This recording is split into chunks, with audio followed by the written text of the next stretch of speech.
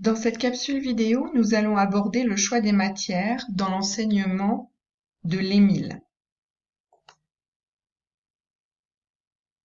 Les établissements scolaires sont généralement libres de choisir les matières qui seront enseignées dans une langue autre que celle d'instruction. L'AEFE recommande de ne pas dépasser 3 heures d'EMIL par semaine dans les 24 heures d'enseignement au cycle 2 et dans les 24 heures d'enseignement au cycle 3.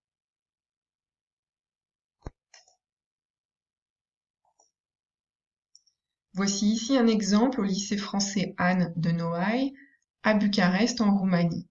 On voit ici qu'en CE2, les élèves ont 1 heure d'EMIL par semaine, idem en CM1 et idem en CM2.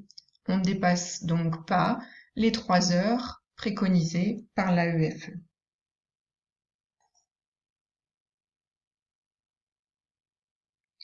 Dans le cadre des lycées français à l'étranger et donc du système scolaire français, on peut envisager de travailler différentes matières sur une même année scolaire. L'idée est de sélectionner des matières différentes par période en se mettant d'accord avec le professeur des écoles de la classe sur la progression annuelle.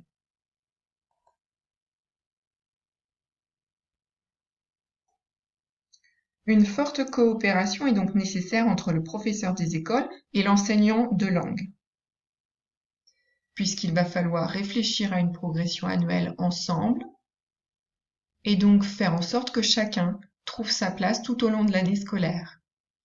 L'idée est donc de se mettre d'accord pour que l'ensemble du programme soit couvert avec cohérence.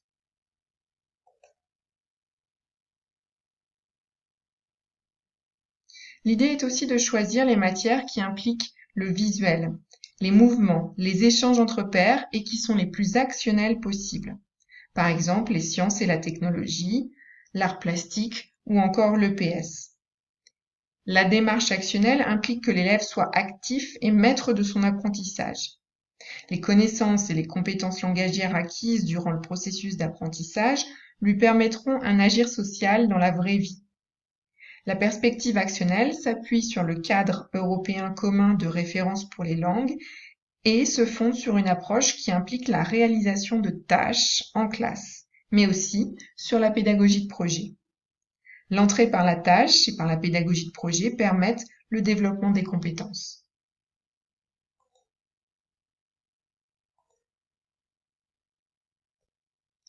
Pour faciliter la compréhension, on peut aussi choisir les disciplines dans lesquelles le vocabulaire est suffisamment transparent.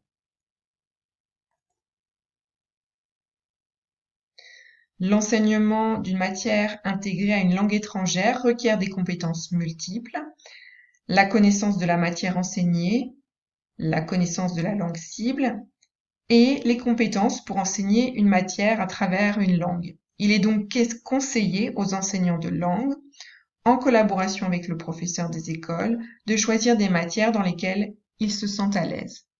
N'oubliez pas de garder en tête les attendus des programmes français. Ils sont très importants dans nos lycées français à l'étranger.